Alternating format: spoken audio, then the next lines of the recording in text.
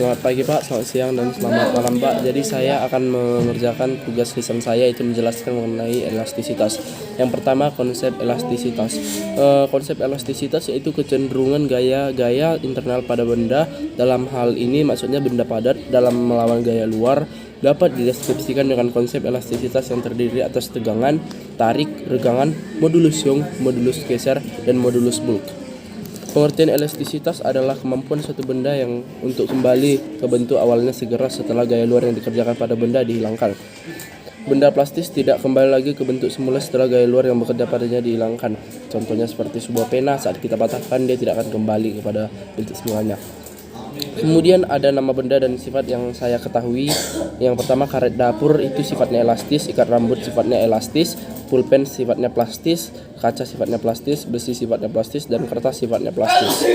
Kemudian ada tegangan tarik atau tensile stress yang dialami oleh benda yang didefinisikan sebagai hasil besarnya gaya tarik yang dialami benda F dengan luas penampang benda. Persamaannya ialah tegangan tarik sama dengan F per A atau gaya tarik per luas penampang dengan satuan gaya tarik Newton dan luas penampang meter kuadrat.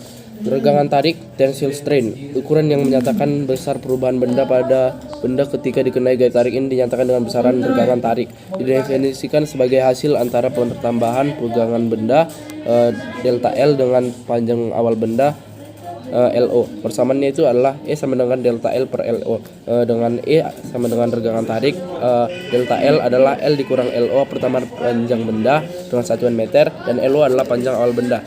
Kemudian ada modulus Young yang didefinisikan sebagai hasil dari pembagian tegangan tarik dengan regangan tarik. Secara fisis, modulus yang menyatakan sifat elastisitas suatu benda bahan padat terdapat pada perubahan panjang dengan E sama dengan tegangan tarik per regangan tarik sama dengan F per A per delta L per LO sama dengan F LO per A delta L, dengan E adalah modulus Young dengan satuan Newton per meter kuadrat. Kemudian ada modulus geser atau shear modulus dengan persamaan S sama dengan tegangan geser per regangan geser F per A per delta X per H sama dengan FH per A delta X. Kemudian dengan S modulus geser, H ketebalan bahan, A luas bidang tekan, AX pergeseran bidang yang dikenali gaya.